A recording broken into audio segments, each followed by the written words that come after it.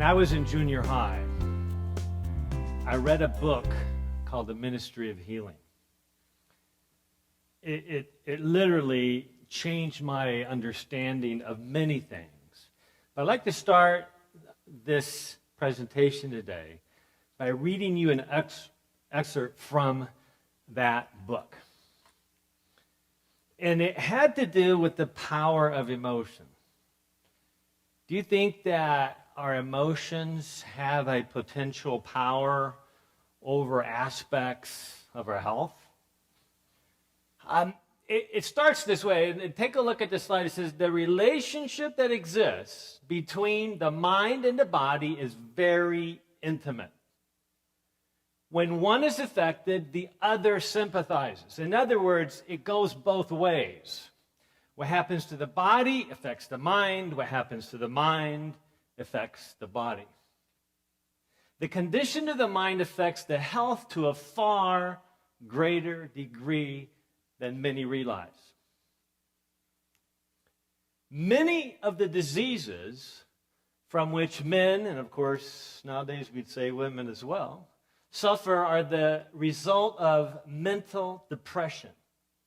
Grief, anxiety, discontent, remorse, guilt, distrust, all tend to break down the life forces and to invite decay and death.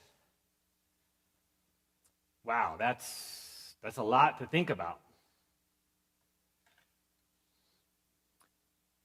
All these things, all these negative emotions, tend to break down the life forces and to invite decay and death. Disease is sometimes produced and is often greatly aggravated by the imagination. Now, let's just stop and talk about that for a little bit, because this is a very, very, very powerful statement.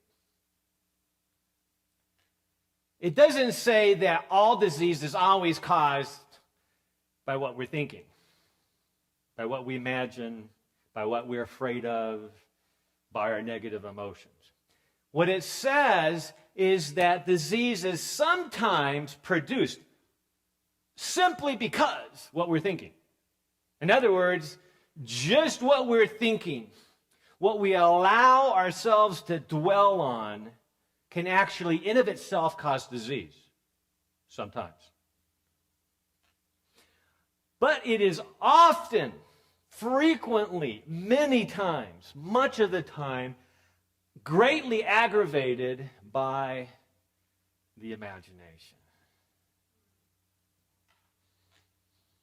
Many are lifelong invalids who might be well if they only thought so.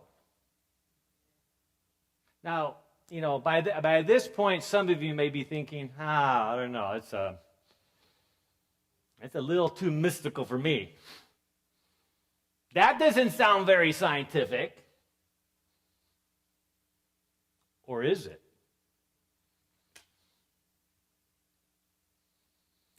Again, many are lifelong invalids who might be well if they only thought so. Actually, that's good news.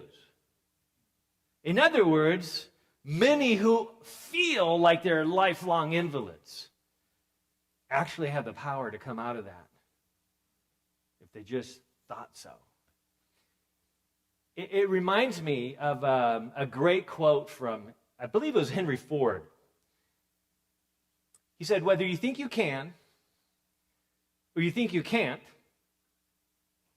can you finish that for me? You're right. Whether you think you can or you think you can't, you're right. Because if you think you can't, of course you're not going to put any effort into it. You're not going to put any resources into it because you can't do it. It's impossible. It's not going to work. But if you think you can, and you're willing to stick it through, right? Like Thomas Edison, genius is 1% inspiration and 99% perspiration. You got to stick it through it. Just do it. Work at it. Many imagine that every slight exposure will cause illness, and the evil effect is produced because it is expected. Many die. How many? Many die from disease, the cause of which is wholly imaginary. Wow, this is some powerful stuff. You can tell why even as a junior high student, I was just eating this up. This was amazing. And this statement concludes by saying, in the treatment of the sick, the effect of mental influence should not be overlooked. Rightly used, this influence affords one of the most effective agencies for combating disease. I believe that this is the cornerstone of lifestyle medicine. It is also the cornerstone of nutritional medicine. Well, wait a minute. So, how is what you're thinking relate to nutritional medicine? I will show you tonight that there's a very, very powerful relationship between what we're thinking and what we end up eating, and between what we are eating and what we end up thinking. The mind-body connection. A great study. I read this many years later, because after I read that initial statement from the book, The Ministry of Healing, I go, wow, that's really amazing, but there's a lot of scientists out there, or a lot of doctors out there that didn't really buy into it. Again, just didn't sound very scientific. But in comes Dr. Richard Davidson, the head of the Laboratory for Effective Neuroscience at the University of Wisconsin. And he published a study in the Proceedings of the National Academy of Sciences, one of the most prestigious scientific organizations in the world. An amazing, insightful study where he actually showed that you are physically what you think. And what he did is he did a study that looked at resentment versus joy. What are you contemplating right now? And the subjects he chose for this study was middle-aged women who were going in to get their annual flu shot. It was actually a very simple experiment, conducted in a very elaborate way. These women were going to get the flu shot, but for 7 minutes, just before they received the flu shot,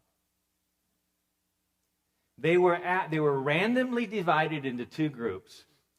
And one group was told, just think about some wonderful experience in your past. Something that gave you a sense of joy and pleasure. And I want you to just journal, just write down a few thoughts about that experience. 7 minutes. Then they would go and get the flu shot.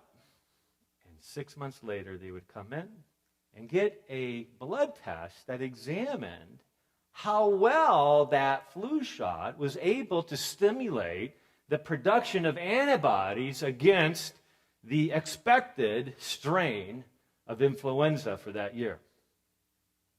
Brilliant study. But the other group that had been randomly assigned to, well, in this case, they had been asked to contemplate an experience in their past that still causes them bitterness and resentment when they think about it. For 7 minutes, these women just stopped what they were doing and focused in on that negative emotional experience that they had experienced. Went on to get the flu shot. 6 months later, they come back and get their blood drawn to see how well the immune system was able to mount an antibody response against that strain of virus. What Dr. Davidson discovered was that the women who had just for 7 minutes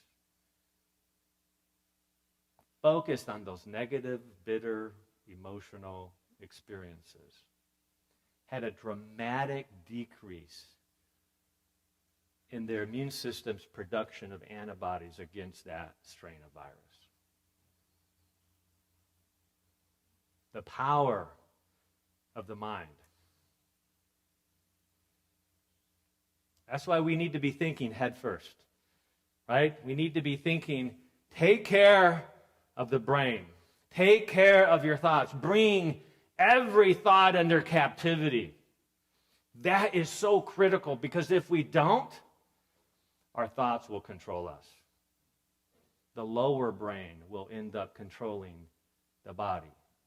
And that's a very dangerous thing, is to allow the lower brain. Some would call it the reptilian brain. But it's just the lower brain that's supposed to be subservient to the frontal lobe, the higher brain. We need to learn to reason from cause to effect and to focus on the higher brain. So today's discussion is entitled Stress, Emotions, Food, Adrenals, Caffeine, and Blood Sugar Levels. Whenever I give presentations for other groups, they say, can you narrow that down a little bit? We can't get all those words into the title. I go, no, I want to talk about all those things. I want people to know that we're not just talking about stress, we're talking about all these variables.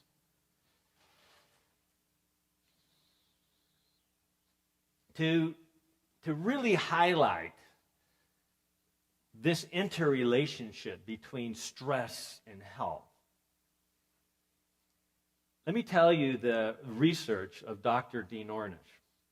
In 2008, Dr. Dean Ornish once again amazed the medical community by publishing a study that just kind of changed the perception of what is possible in medicine.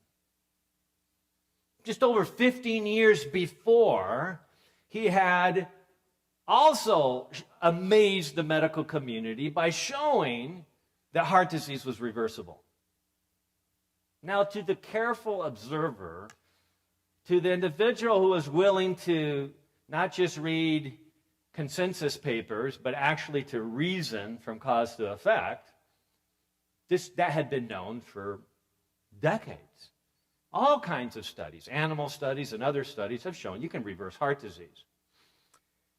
But it had not been accepted by the medical community until Dr.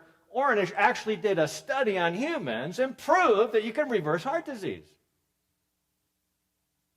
Now, once again, in 2008, Dr. Ornish is showing that we can modify how our genes express themselves even in somebody who's been diagnosed with cancer.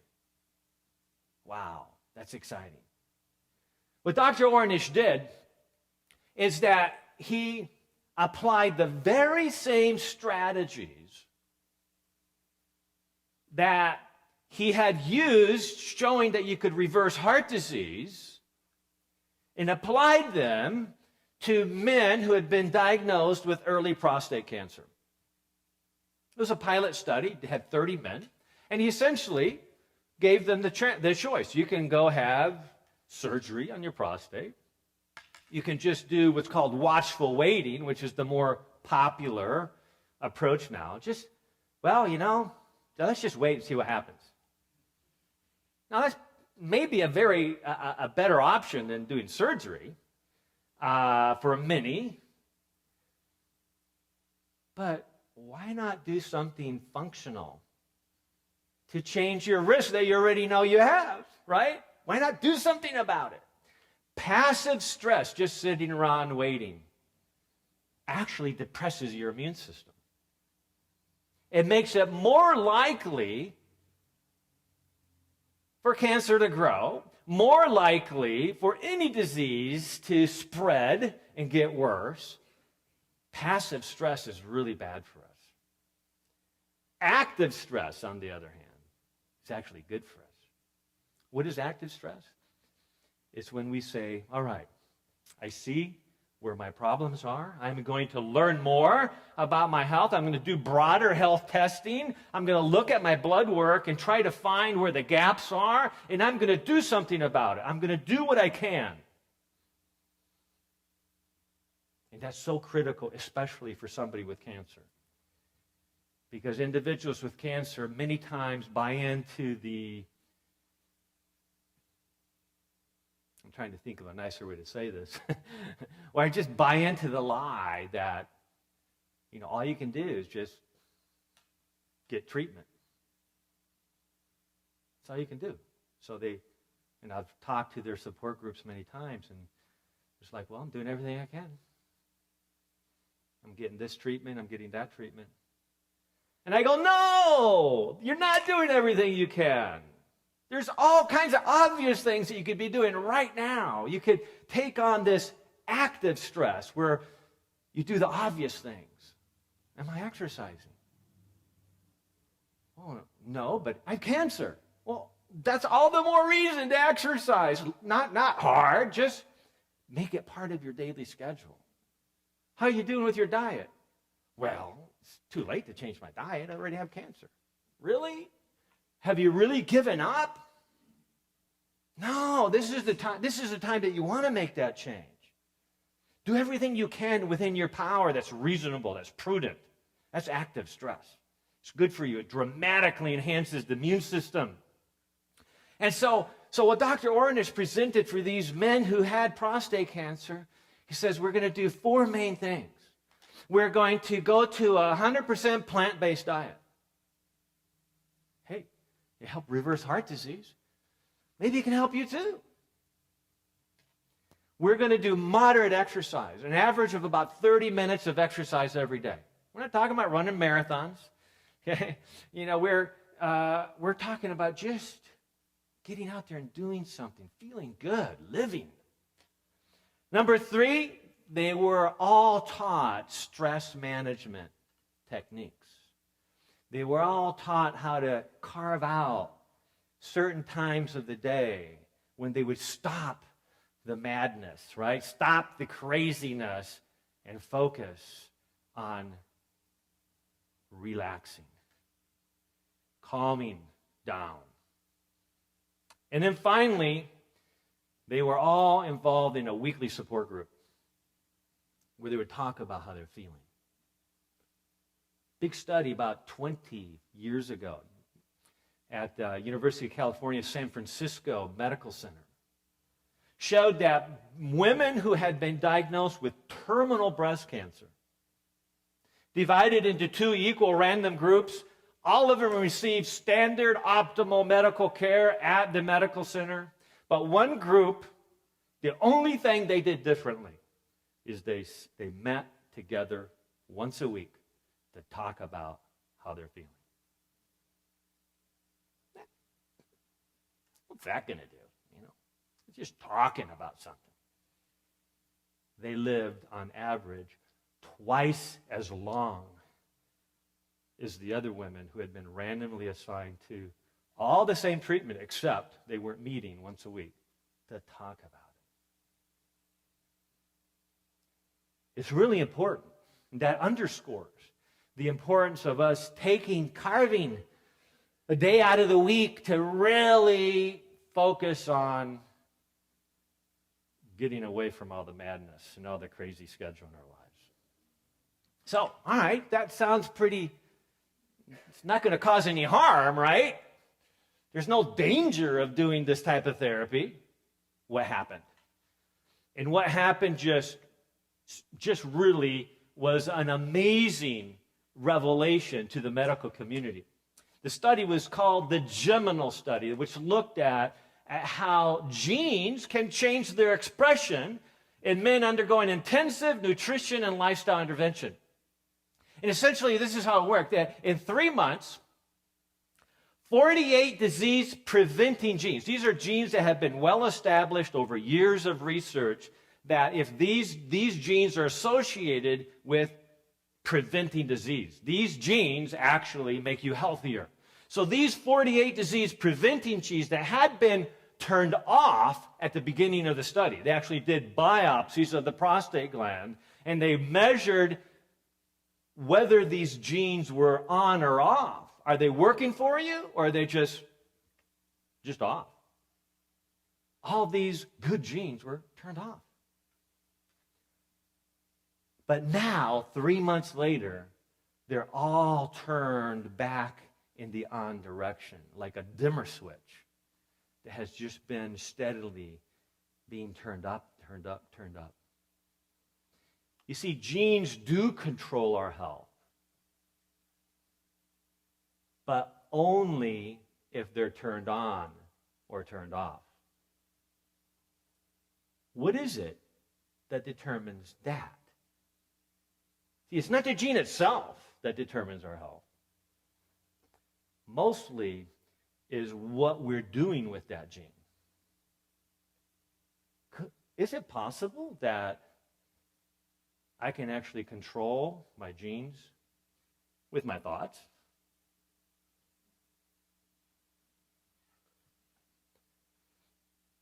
Dr. Ornish went on to show that out of the 453 genes which were known to promote disease like breast cancer and prostate cancer that had all been turned on at the beginning of the study, were now all dramatically turned back towards the opposition. Again, a dimmer switch.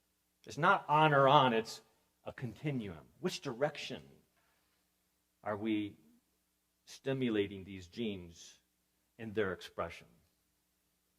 So you see that there was just this amazing inactivation of bad genes and reactivation of the good genes in just 3 months.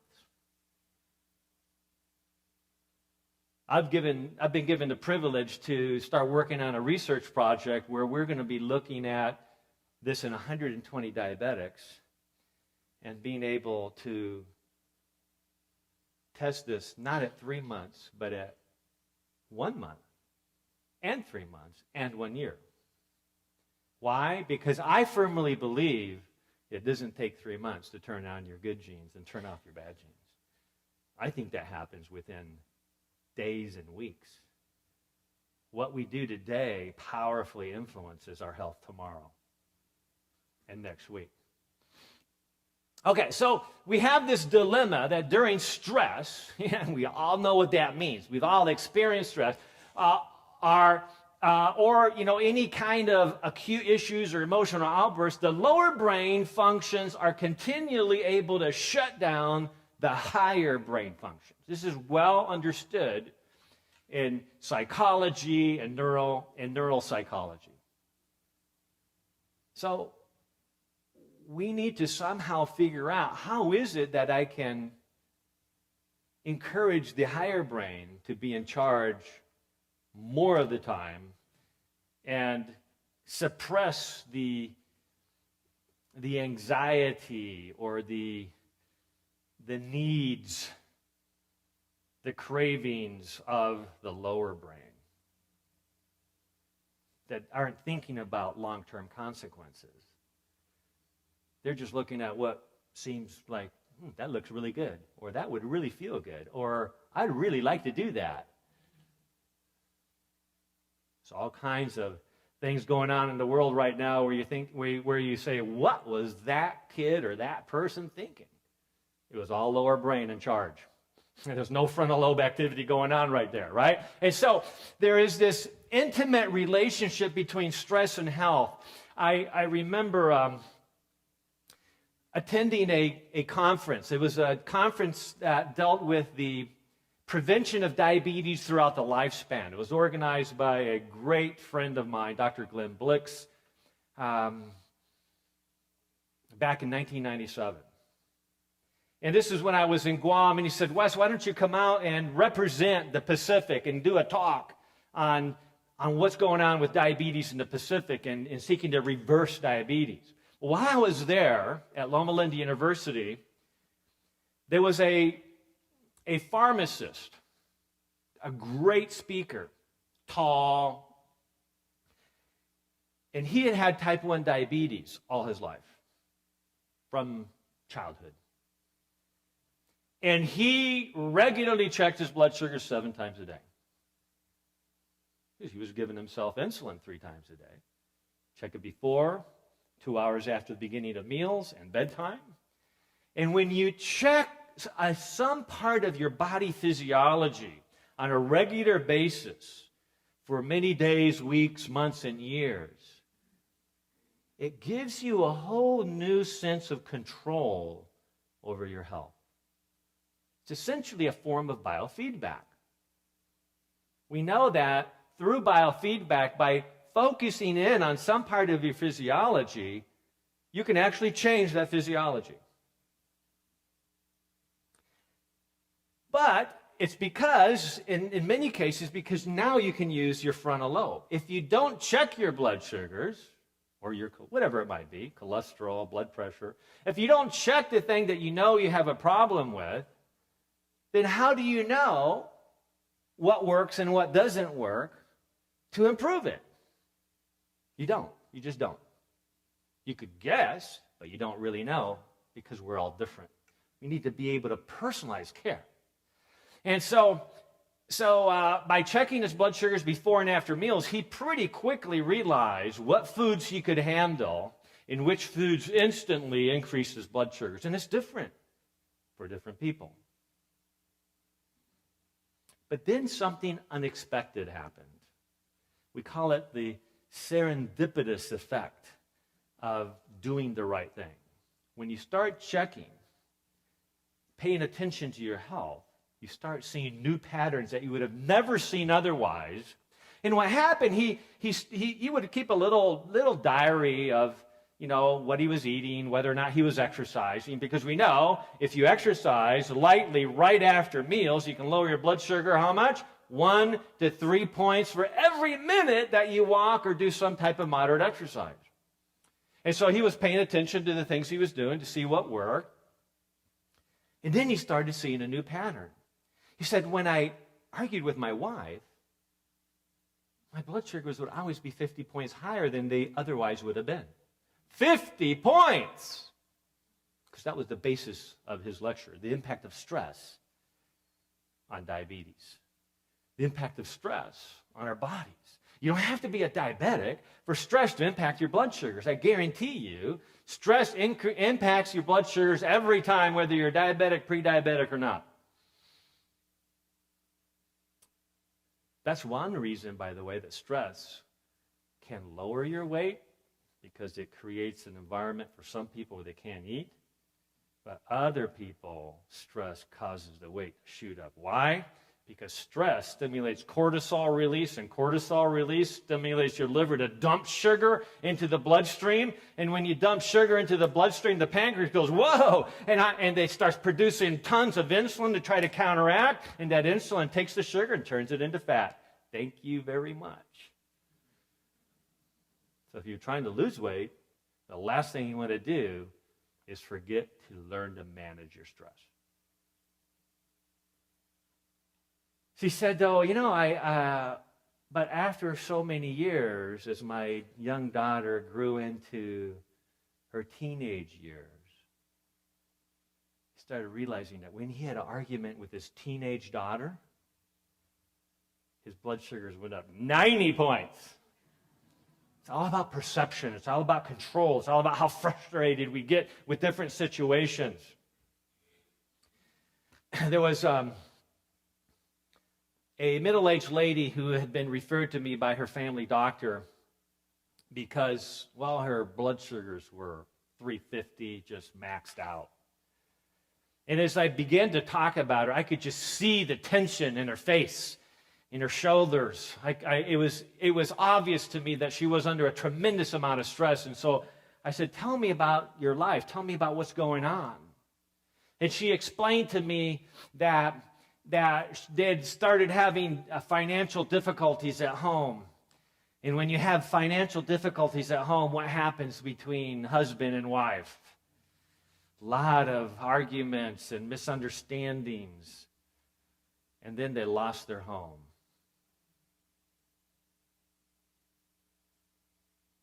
And then they couldn't live together anymore because they just couldn't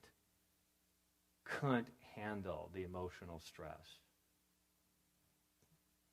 They got a divorce. She's losing everything about her life. She's still working, though. She has a good job. She's a nurse.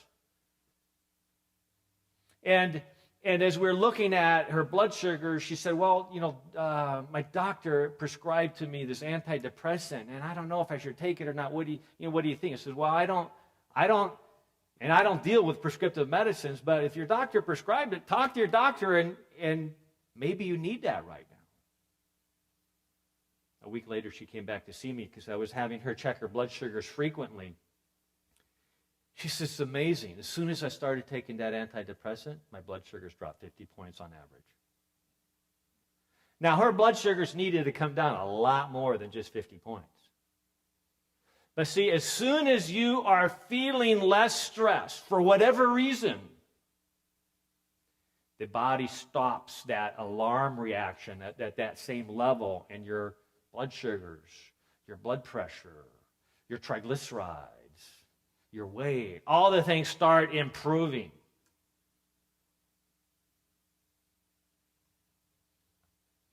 She finally, at work one day, a coworker pulled her aside and said to her, "You got to get a grip. You're going to lose your job." She's going, "What are you talking about?" "I can't lose my job, but that's the only thing I have left." And her friend, her coworker, confided in her, says, "You are coming across so hostile to everybody in this hospital that you're going to lose your job if you don't change." She told me, says, "I had no idea that I was wearing the stress of my life on my shirt sleeve." See, when we're under stress, we don't realize it. We're like disconnected. Our frontal lobe is just not working well, and so we need to get it back. What are the things available to us to optimize this?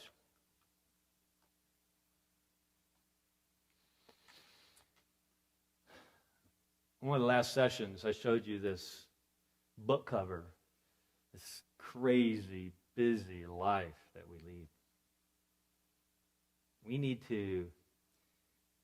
to somehow get this back under control.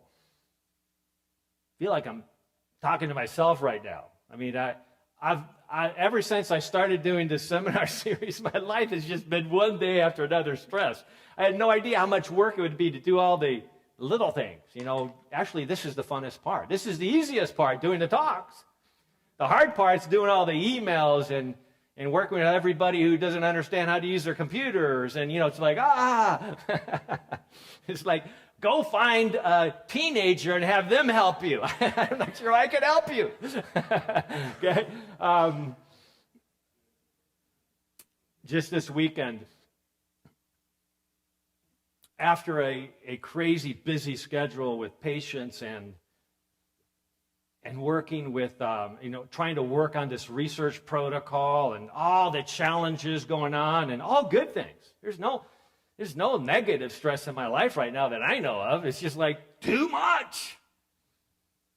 Too much of anything is too much. We need to guard against that. So I get up early Friday morning, drive down about 4:35 in the morning to San Diego, and I fly to Seattle. And from Seattle, I fly to Anchorage. And in Anchorage, we drive to Palmer. And I spend a busy weekend doing a long series of meetings. Loved it. Wonderful experience. The battery was running low. Man, was the battery running low. And that Saturday night, the coordinator of the seminar series said, "Wes, would you like to go flying over the glacier Sunday morning?" all of a sudden I felt my vital reserve coming back. And so I get on this lake amphibian, and we fly half an hour from Palmer and land on this frozen lake right next to the glaciers, and take about 2 hours walking around the glaciers. And this experience, being in nature, is the point. Being in nature, seeing the glory of what God's creation is out in God's country, as the Alaskans call it. We actually found some amazing ice caves. Isn't that pretty? It reminded me. By the way, I posted this on Facebook, but I really encourage all of you here or watching around the world, if you do Facebook, go to Youngberg Lifestyle Medical Clinic and like that page. That will keep you posted on all seminars, including this one. Okay, so that way you won't have to keep emailing me to find out what the next link is. It'll be there. Okay, all right. And you'll see a lot of these other pictures as well. But as I was there, it was this most amazing cathartic release of stress that I've experienced in a long time.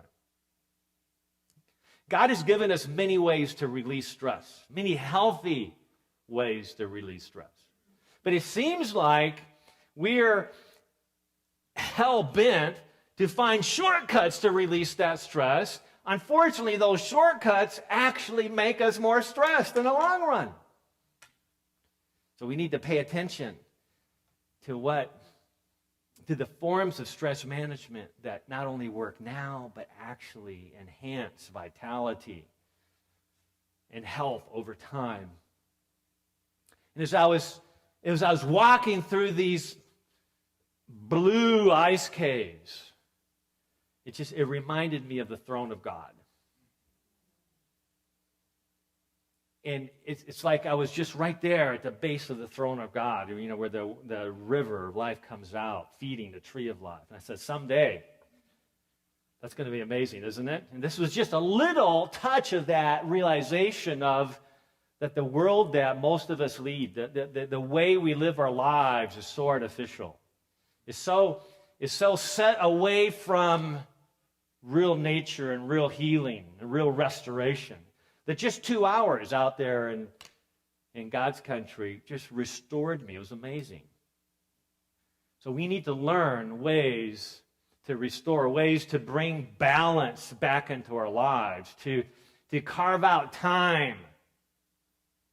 That's why I personally carve out every Saturday, the last day of the week, as a time to restore, to get that battery built back up.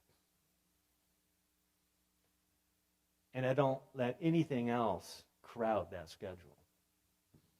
Unfortunately, I'm still learning how to avoid crowding the rest of the week.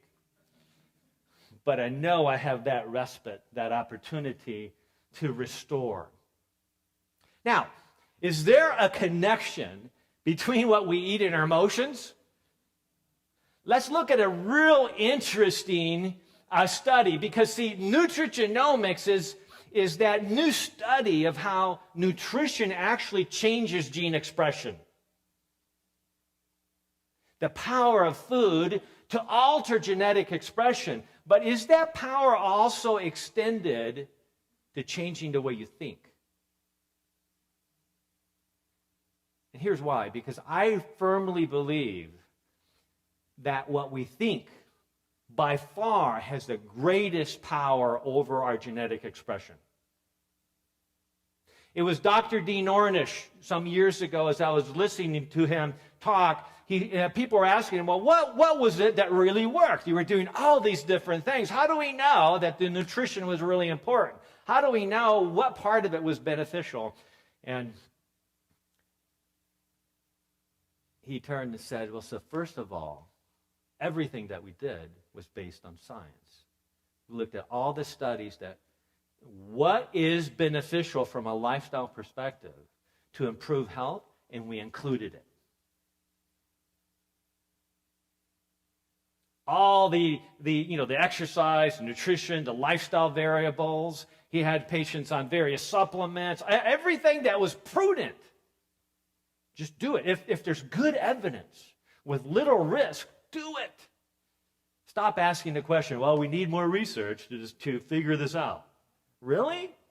Every researcher says that. Don't believe that line. It's just, but we want to keep doing research because that's what we do. We're researchers. Okay? The reality is that we have a lot of data. We need to start taking advantage of the data now. Not wait another 20 years. And they'll still be saying that in 20 years. We still need to do a little bit of research. This is an interesting finding, but we're not really sure what it means. Okay, so the Dr. Orrin has said, he says, I believe that we need to do everything, but I believe that learning to manage stress is by far the most important factor.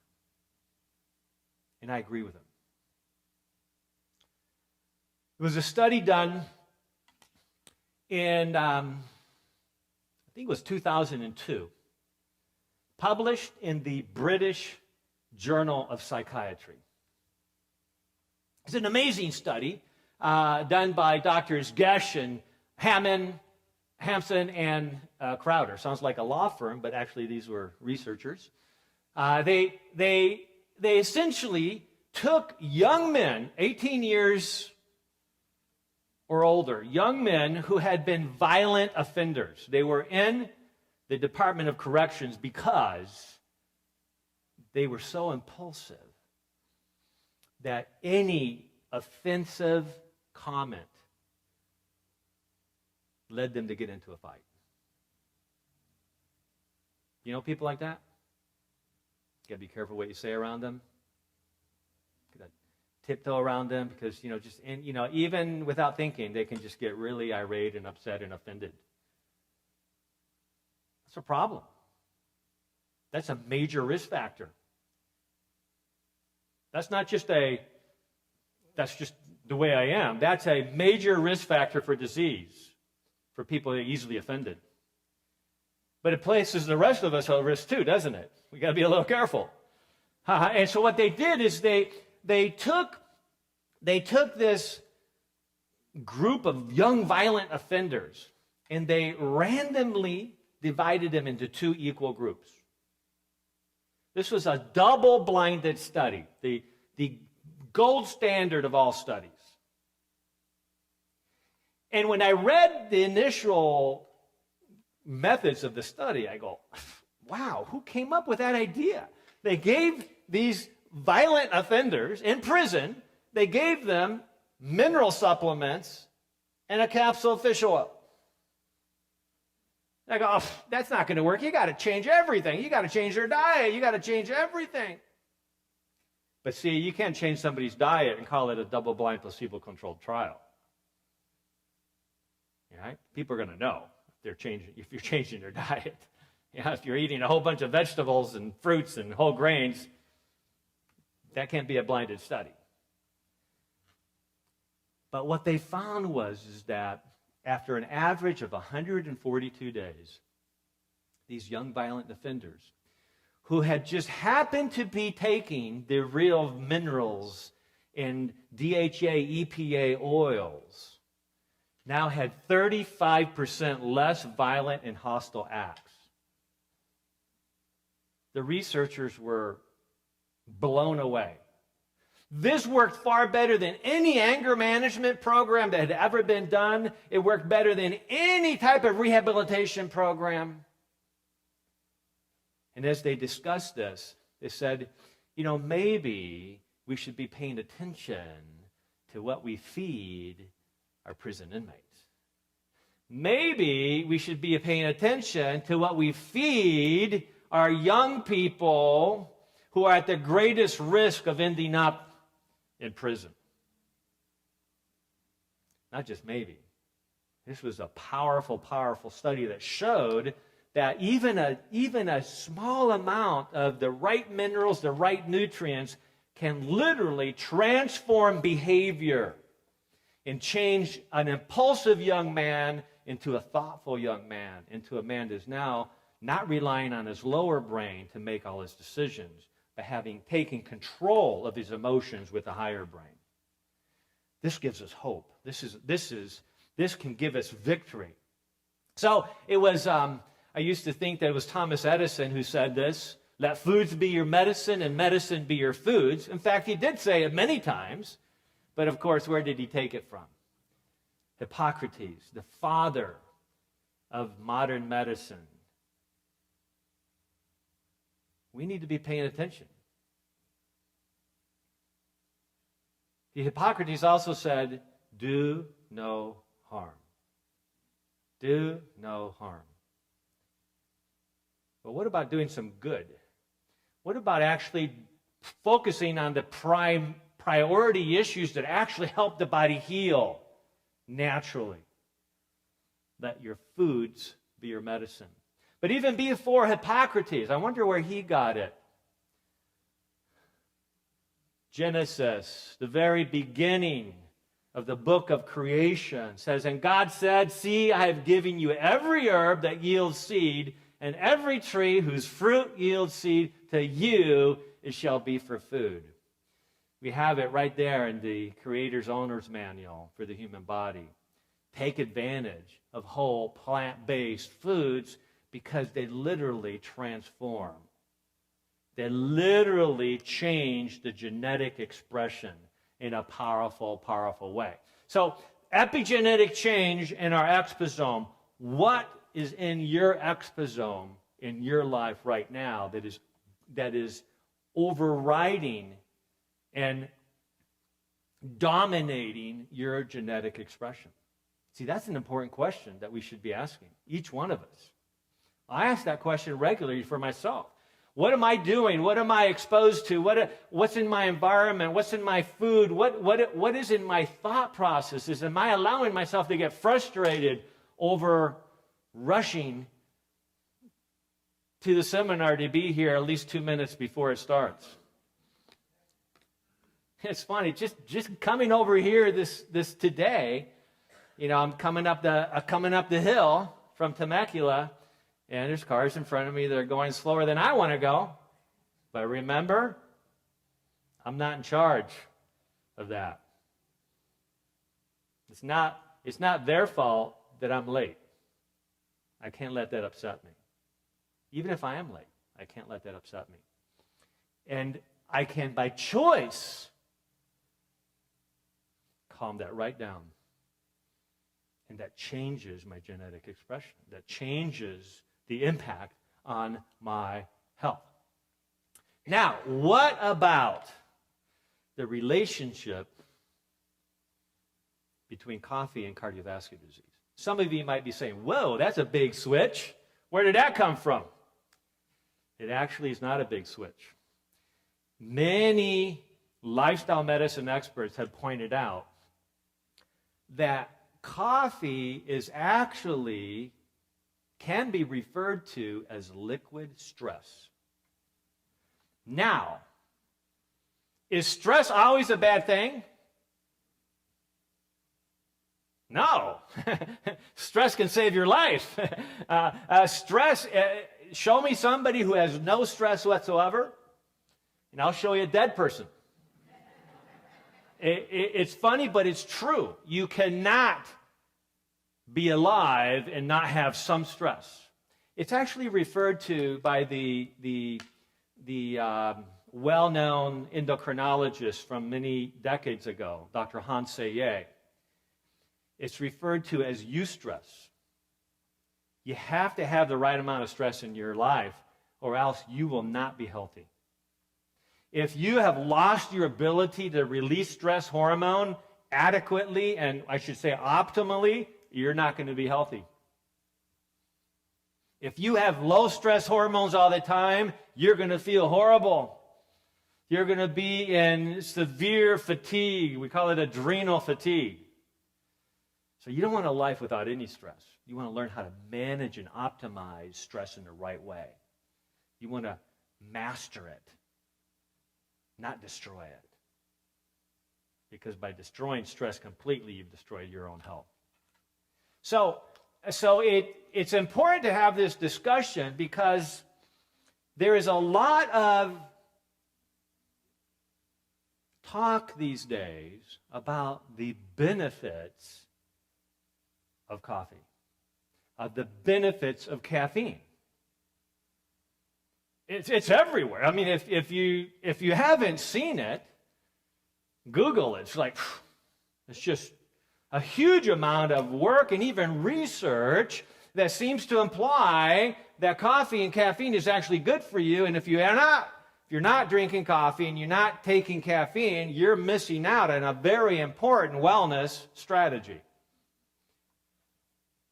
So what's the truth?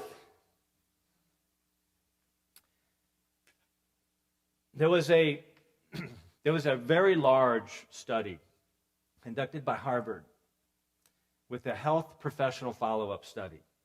We're looking at about 42,000 men in this study and about 84,000 women. We're not talking about a small little pilot study here. We're talking about a huge epidemiologic study. Epidemiologic studies, which is the typical type of study, does not show cause and effect. It shows association. Association gives us a potential to theorize at a potential cause and effect. You understand? It's really tough for the average individual.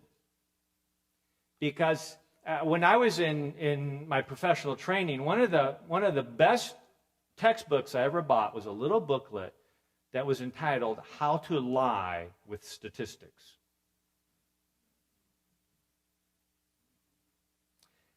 And what's interesting is that I can spew out all kinds of accurate information and totally mislead you.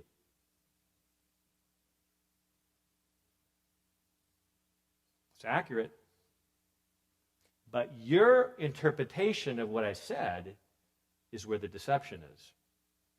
For instance, the Harvard study showed that men and women who consumed 6 or more cups of coffee a day, over the next 8 years, they were over 50% less likely to develop diabetes. Now, guess what corporation took a hold of that data and promoted it all over Reader's Digest and Newsweek and in every journal and even medical journals?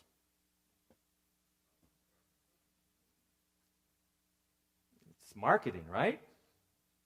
Wow, got this huge Harvard study showing that people who drink 6 or more cups of coffee a day have over a 50% decrease in risk of developing diabetes over an 8-year period.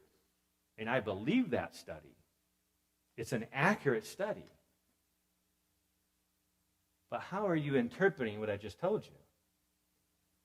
See, the average person who hears that is going like, whoa, okay, that's interesting, but man, if I drank 6 or more cups of coffee a day, I'd be a mess. I mean, I'd be all over the place, and nobody could live with me, and so, I can't do that. But hey, if 6 or 7 or 8 is good, maybe I'll just get a little bit of wellness.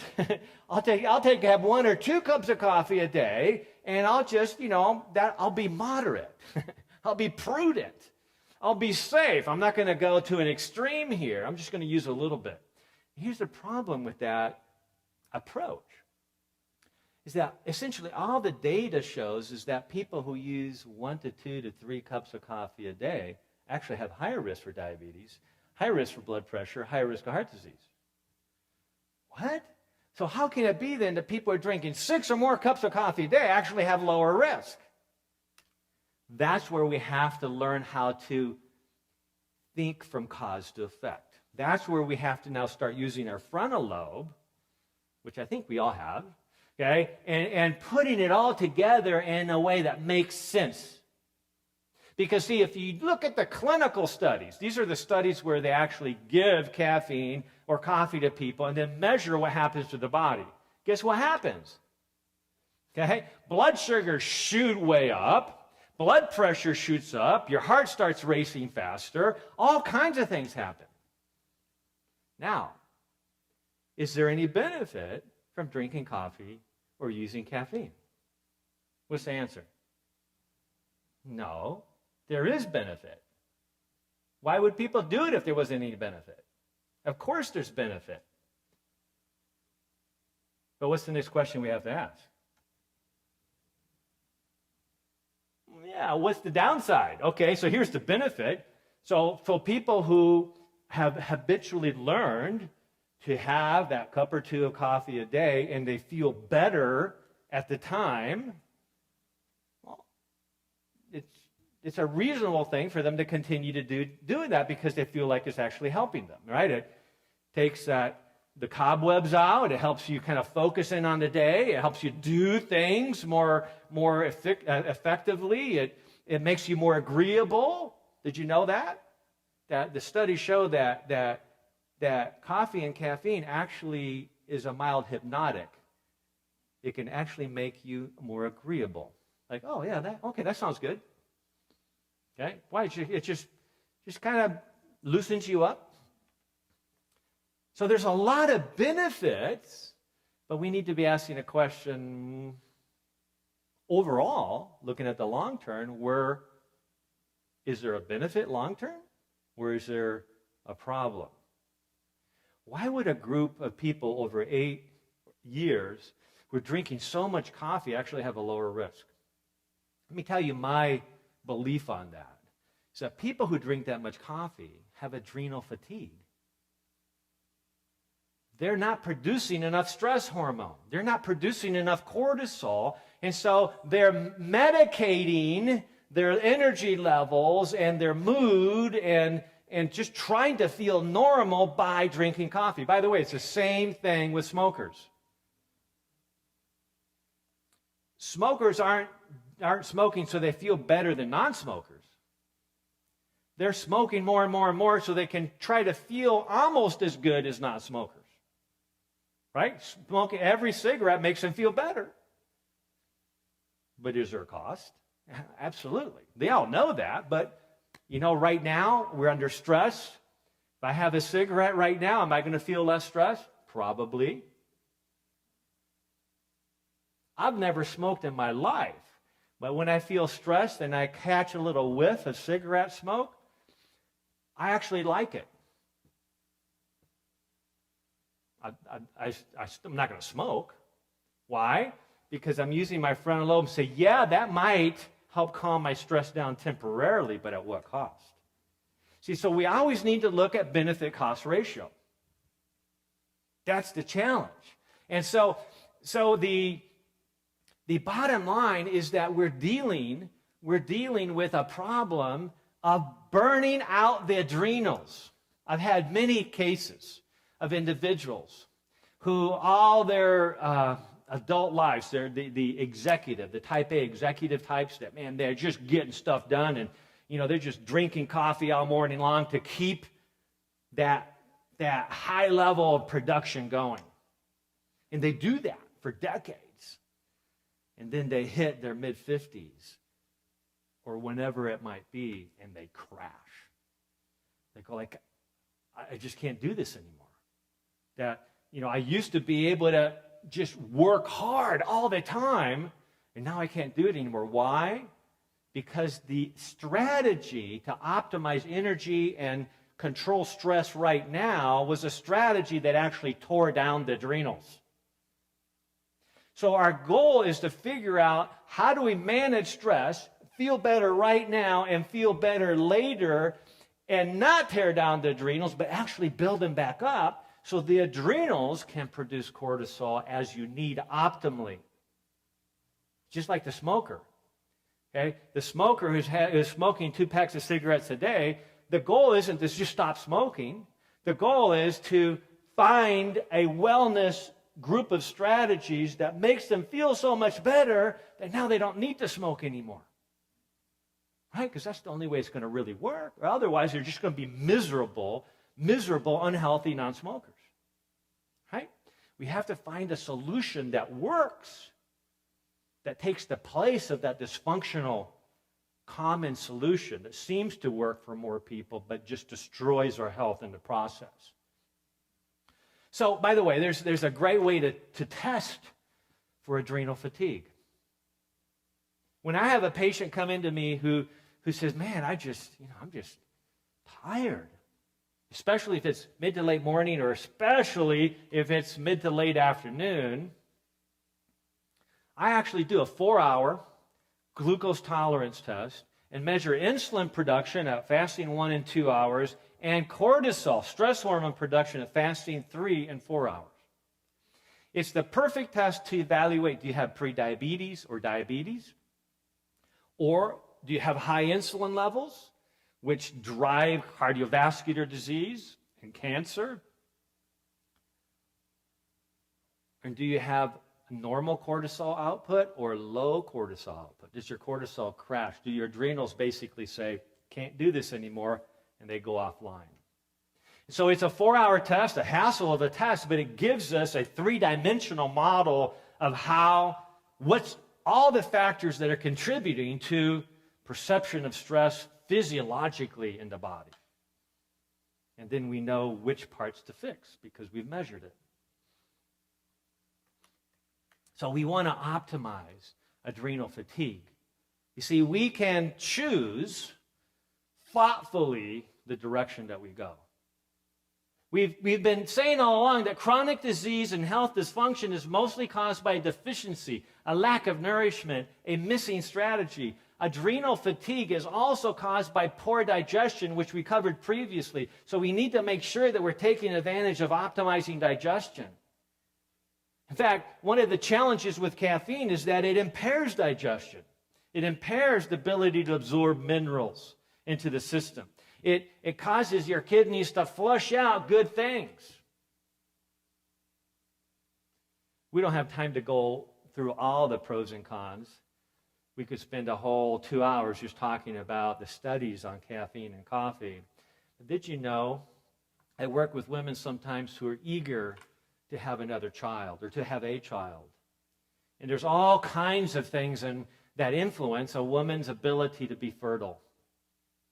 Do you know what the number one cause of spontaneous abortion in the first trimester is? Number one cause, based on my reading at least. It's caffeine. It's not alcohol, not smoking, it's caffeine. Now, alcohol will cause spontaneous abortion, no question. Tobacco smoke or any form of tobacco will cause spontaneous abortion. But so many people use caffeine habitually that it actually is the number one. It beats the other two by a long ways. So that's why the first thing I say to any young couple who are trying to have a child, stay away from drugs or chemicals, caffeine, that is a known teratogen. It's a known cancer-causing chemical. And it interferes with so many processes of the body. We know that just not taking care of digestion properly can cause anxiety attacks. So we got to look at this holistically. We need to recognize that the body likes to be on a schedule. I'm not talking about being rigorous. I'm talking about being balanced. I'm talking about making plans to go to bed at a certain time most nights, to get up at a certain time, to get outside into the sunlight, to let that synchronize how the body works, to always eat breakfast, to always eat lunch, to, if you're trying to lose weight or you're trying to lower blood sugars or blood fats or blood pressure, eat a lighter evening meal or none at all. Okay? Find a balance. Okay? And work on a schedule that you know will be good for your body. One of the most stressful things to our genes and to our expression is not having a schedule that the body can anticipate. The body likes to know, in about 2 hours, I'm going to be waking up. In about 2 hours, I'm going to be eating. In about 2 hours, I'm going to be going to bed. And when we don't follow that general schedule, the body gets stressed. So that's one reason we're under stress so much, is because we're not paying attention to the circadian rhythm, the natural light-dark cycle, the timeliness, the chronobiology of health. So as we end tonight, this question, what do I limit and what do I add? We've been going through all kinds of wellness strategies in this series. And they're designed to cause you to really think about what you're doing. I could have just given you a 5-page handout and said, read it, we're good. Come back in a year, right? Some people love lists, that's great, okay? But see, life and wellness isn't about just following a list, it's about understanding. It's about recognizing all the factors that subtly influence our health in such a powerful, powerful way. So this week in your wellness program, what I would encourage you to do is to, again, ask you this question. Based on what I learned in this session, what do I limit? What do I add? What do I change? Not in a rigid, legalistic way, but in a way that you're being empowered, right? Where I'm optimizing who I can become, physically, emotionally, socially, spiritually. It's all about optimizing, okay? And recognizing all along that there is an intimate relationship between all of those factors. What we do in our social life, what we do in our physical, for our physical health, how we interact emotionally, what's going on spiritually, are we taking time to connect with our spirituality? All those things interrelate. They influence each other across the board. You can't just cut one off. They all influence each other. What do I limit? What do I add? Thank you.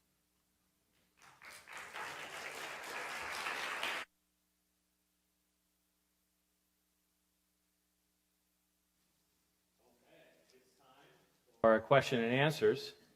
And so, Pastor Sam, what do we got? Okay, we're going to start with the first question. Last week you stated that the alpha-lipoic acid can cure neuropathy. Can you please explain how I should take this? Should I continue to take Neurontin and add the alpha-lipoic acid? What should I look for to know when to taper off or discontinue Neurontin? Okay, so the question is, all right, I have neuropathy, I have nerve pain, and I'm taking a prescription medicine for it. Can I still take alpha-lipoic acid? Alpha-lipoic acid is a nutrient. You're not going to get interactions with your medicines typically with that. So the short answer, in general, is most people can do that just fine. I recently saw an individual who had so much neuropathy and so much damage to their foot that their podiatrist has had to do multiple surgeries on their foot. One of the reasons that he continues to get an infection in his foot is that he can't feel. So he goes, plays golf, is having such a good time. He just keeps playing, not realizing that he's developing a huge blister and sore on the bottom of his foot. But he's got neuropathy. He's got nerve damage. He can't feel it. Pain is a blessing. Right? Lepers who have lost their ability to feel pain. It's a catastrophe. Take advantage of pain. Learn from it. Okay? And then learn how to manage it from the cause-effect relationship. And so, alpha-lipoic acid as a nutrient literally gets in and helps heal that damaged nerve. The omega-3 fatty acid is also very important there. So typically the dose is 300 milligrams twice a day. Beware, though, that if you take more than that, that can actually impair thyroid function to a degree. So balance, right? If a little bit is good, well, I'm going to take it 4 times a day. Maybe that'd be better. No, okay? I always work within the limits that science has provided answers for. We have some more questions from our audience as well, and we want to invite you to come up and share with us if you have any questions. So Christina, she's going to be sharing with us at this moment. I was wondering with caffeine, if let's say you've been a caffeine addict all your life, how long does it take before your adrenals kick back in and start functioning properly? What's that, more or less, what's that period of suffering that I would need to go through? That's a great question. So all right. So maybe I'm starting to understand. Okay, yeah, caffeine or coffee helps me feel better, but maybe the cost is too great. What do I do now? I'm kind of stuck. I'm an addict. There's a lot of caffeine addicts out there. A lot. I could tell you about my stories, but there's no time. I don't use caffeine at all, but there's been times in my life when I did, and I was really sorry that I did. But the key with regards to caffeine withdrawal is that your adrenals were already low. Caffeine forces a weak adrenal to work harder, which makes you feel better because it's releasing more stress hormone, more adequate stress hormones, so you feel good. You feel eustress. You're able to concentrate. You're, able to be nice. You're all those good things. But now, when a weak adrenal is exposed to the lack of caffeine, now it's just, finally, I'm not being whipped to death here. I can actually start resting and recuperating.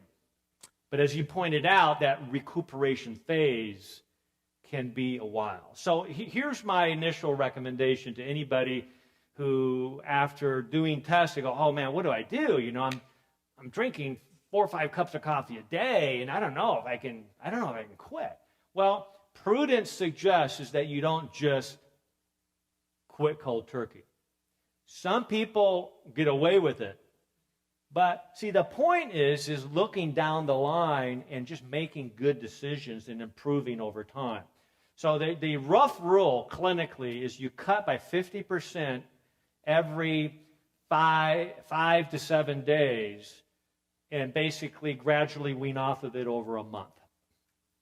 Okay, so that's, you can take a deep breath now because that's more doable. Okay, and then, but in the process, start immediately giving the body what it needs.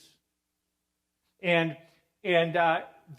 essentially a scenario like that of adrenal fatigue means that the adrenals needs the nutrients that support their restoration. We call it having inadequate adrenal reserve capacity. It's been said, and I don't know if there's been actual research on this, but it's been said that the healthy organ system should have about 7 times its normal capacity. It should be able to handle 7 times what it normally does in a day. That's what we call reserve capacity. So the adrenals are the vital force of the body. The adrenals are what stimulate the release of various hormones, but in particular cortisol. And without producing enough cortisol, the blood sugar crashes down. We just get all brain fog-ish. We get moody. We can get hostile. We have low energy. I mean, a lot of bad things happen when your cortisol isn't optimal. So it's understandable why many people feel like they got to have their caffeine fixed because it is their solution, but it's further aggravating the problem. The adrenals are losing that reserve. So that's why I typically do this 4-hour glucose tolerance test to look at the big picture, to look at blood sugar highs and lows. Is it just purely an adrenal fatigue where the blood sugars never go up when exposed to a sugar drink? Or is there also a pre-diabetic, diabetic scenario involved in that, which kind of changes how you approach it? But essentially you treat all the obvious things. You give optimal nutrition, you optimize the diet, you go plant-based where you're using healthy proteins, healthy fats, and healthy high-fiber carbohydrates together. Okay? So it's not a super low fat diet. You're choosing things like, eat some avocados, eat some nuts, eat some healthy whole food fat foods. And then for people with adrenal fatigue or actually any major stress-related condition, they may need a little bit more of healthy protein. So that's where legumes, beans, peas, lentils in their diet help stabilize the blood sugar and takes the stress off of the adrenals. Because when do the adrenals have to kick in the most? It's when they're stressed.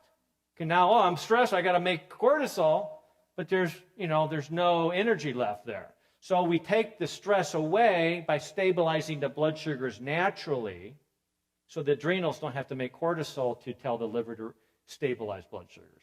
So healthy amounts of protein help do that. And so I even will give a product to my patients called Glycemic Foundation, which is just what it says. It helps stabilize blood sugars, takes the stress off the adrenals. And then I even add a little bit of vegetable pea protein or rice protein to further stabilize that better. And that just helps really improve adrenals. So that takes a lot of the stress away from caffeine withdrawal. So those there's other things too, but those would be some of the core things to consider. Also, getting outside in the early morning light is beneficial for that whole adrenal, pituitary stress axis, where the cortisols fluctuate a lot. Being in fresh air, exercising, bright light helps stabilize that further. So really everything that we've been talking about so far is part of the treatment plan for adrenal fatigue, okay, or caffeine withdrawal. Another important thing about this is that caffeine freebases nicotine and vice versa. Think about that for a second. The reason that people who are drinking coffee have a real hard time stopping smoking if they smoke. Why? Because when they have a cup of coffee, it doesn't seem to work as well unless they have a cigarette with it. Because they freebase each other. They exponentially increase the power or the effect of that drug when taken together. And so if somebody's trying to stop smoking, you've got to get away from coffee because it freebases it. And the same thing is true the other way around. Okay, if somebody's struggling with adrenal fatigue, we got to find ways to help them stop smoking too. We have another question from our audience, and I'm going to invite Evan to come, and he's going to share with us. Yeah, I was thinking about alternative beverages like decaffeinated coffee or tea that doesn't have caffeine in it. What's your recommendation? Yeah, a great practical question. My view on that is I like the idea. If you like a warm drink, choose an herbal tea that's non-caffeinated. I prefer the non-caffeinated herbal teas over the decaffeinated. Well, it's just because you have to process something to decaffeinate it. And decaf doesn't really mean it doesn't have caffeine. So it's a common misperception is that decaf coffee actually has caffeine in it. It's just not as much. Just not as much. And so you're still tweaking an adrenal scenario by doing that. It's a step in the right direction. In fact, that would be one way to kind of wean yourself off of the level of caffeine that you've been using if you do use caffeine. And there's other options. There's cereal coffees. There's Postum. There's various cereal coffees out there that are good. But be careful what you put on it. Okay. That's one of the big challenges with just warm drinks in general is that we're always adding something to it that actually may be worse for you than the drink itself. So if you're using hydrogenated or partially hydrogenated creamers, even though they could be vegan, but if they're partially hydrogenated, it's they actually increase heart disease risk more than saturated fat. So stay away from anything partially hydrogenated, and also stay away from artificial sugars. We've talked about that already, so I don't think we have to go into that. But artificial sugars, make something taste really sweet, but it actually is a chemical that increases inflammation and creates more problems. So I would rather you use honey or even a little sugar than to use an artificial sugar. Again, we're talking about balance here. Another question comes from Melissa, and she lives in Michigan, and she asks, can a person's fasting serum insulin level be too low? Great question. Can the fasting insulin level be too low? Well, there's no quick answer to that, and that is that if your blood sugars are good all the time, if your fasting blood sugar is optimal, and your fasting insulin looks like it's too low, maybe your insulin sensitivity is so good that you only need that amount of insulin. So my initial impression is don't worry too much about a low fasting insulin level unless you clearly have a blood sugar problem. So for instance, if somebody has diabetes and have had diabetes for many years, what happens over time to the pancreas? You can only produce so much excess insulin for so many years before the pancreas goes, like the adrenals, time out, I can't do this anymore. And as soon as the pancreas stops producing that excessively high dose of insulin in an attempt to control blood sugars, what happens to blood sugars now? Now the blood sugars just go sky high.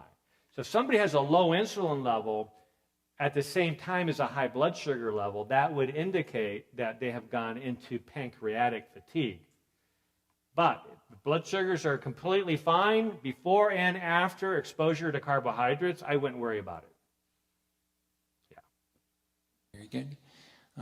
This comes from Sarah, and she's interested to join the study. If you're looking for people, she'd like to join. And she's asked this following question. I'm slowly healing, but the symptoms are coming back. And she mentions abdominal pain, lots of gas, constipation. What do I do? Okay, so when there's a digestive problem, you got to regroup and you got to ask the question, what might be triggering my digestive problem? If there's bloating and pain, then we need to, there's a likelihood that the stomach is not producing adequate digestive enzymes, that the pancreas is not producing adequate digestive enzymes, and so that would be a reasonable thing to do, is to optimize the supplementation of digestive enzymes to make up the difference to what the body's not able to do at the moment. Okay. The other thing is you have to heal the stomach. Okay. What are the things that are damaging the stomach? You got to remove the likely offending foods or chemicals in your environment that's causing that damage, and then use natural products that can actually heal the stomach. Aloe vera juice, cabbage juice extract, Gastrozyme is a chewable supplement, GastroCare is a chewable supplement. All those things help heal the stomach lining and allow them to maybe start incorporating some hydrochloric acid as a way to further digest. So those questions are a little bit tough because they have to be individualized. And so you need to work with a healthcare provider that's knowledgeable about digestion as it relates to overall health to make it right for you. We have another question from our audience, and this is Dale, and he's going to be sharing with us. talking about sweeteners, what's the benefit of molasses? Well, it's sweet. But it's not as sweet as honey. That's good. Yeah, it's, I think that using these natural sweeteners in moderation is a good thing. We just need to understand our bodies, right? If somebody has out of control diabetes and they're looking for a way to try to reverse that diabetes, then maybe it'd be a good idea to stay away from molasses and honey and other obvious sugary foods, control fruit intake, etc., until we get a grasp of what's going on, and then we can gradually reintroduce it once we have balance. So it just depends on the person. I have no problem using a little molasses, using a little honey as part of a balanced meal. I love it. Yeah, there you go. So we have 2 endorsements. Okay. I'm going to ask one question, and it has 2 parts to it. The relationship between vitamins and stress. And I'm thinking here specifically vitamin B, and specifically B12. And can you take too much of it? Okay. Well, all right. Can you take too much of a vitamin as it relates to stress? Well, that's a trick question, Pastor, because too much is too much, right? And so the question is, what is too much? And maybe even more importantly, what's optimal? When it comes to many vitamins, especially water-soluble vitamins like the B vitamins, vitamin C, and so forth, there's really very little evidence that there is a point where you're definitely doing harm by taking an excessive level. Having said that, though, our goal is not to just load up on all kinds of vitamins. Our goal is to find balance. Our goal is to find what is optimal. And so that's where we look at the evidence in the medical and the nutritional literature as to what seems prudent. So when I give recommendations to patients, I'm basing it based on what seems to work based on all the research that I've seen as we apply it to their unique individual situation. So one of the ways to evaluate how much of the B vitamins you need, in particular B12, the best form, in my opinion, is methylcobalamin, or vitamin B9, which is folate. The best form would be methylfolate, is to start looking at labs that relate to vitamin B need. And the first lab is to actually do a vitamin B12 folate level. Now, if you're taking B12 and folate already, it's less important to do that test because you're probably going to be high normal to high. That's kind of where you want to be on those nutrients. But if you've not been on any supplement for a while, it'd be actually good to check to see if you're actually running low. Many people are. It used to be thought that B12 was just, some bogus, scheme to, give people hope where there was no hope. But a huge multiple university study on B12 showed that men and women who had low normal levels of B12, in fact, they were in the lower third of normal. They didn't have low levels. They were just on the low side of normal, which means what? Clinically, it means normal. The study showed that people who were in the lower third of normal were actually much more likely at the time of death to show shrinkage to the brain. And, that might sound a little bit, weird, like, kind of voodoo, brain shrinkage, head shrinkers, but actually it's true. Why would a brain shrink? Because it's lost functional cellular volume.